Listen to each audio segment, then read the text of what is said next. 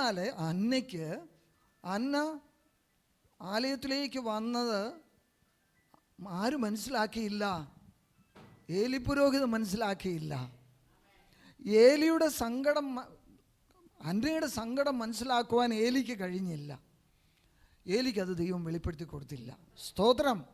പക്ഷെങ്കിൽ ഹന്നയുടെ നിലവിളി കേട്ട ഒരു ദൈവം, ഹല്ലേലൂയ, ആലയത്തിൽ വെച്ച് തന്നെ ഹന്നയ്ക്ക് മറുപടി കൊടുത്തു.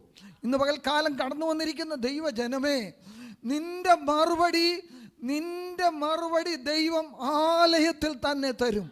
Hallelujah, hallelujah, hallelujah. ഇവിടെ നിന്ന് തന്നെ അതിനുള്ള മറുപടിയുമായി നീ കടന്നു പോകും. ഹല്ലേലൂയ. നമ്മുടെ ദൈവം കണ്ണുനീർ കാണുന്ന ദൈവമാണ്. നമ്മുടെ ദൈവം അല്ലെങ്കിൽ മനസ്സലിയുന്ന ദൈവമാണ്.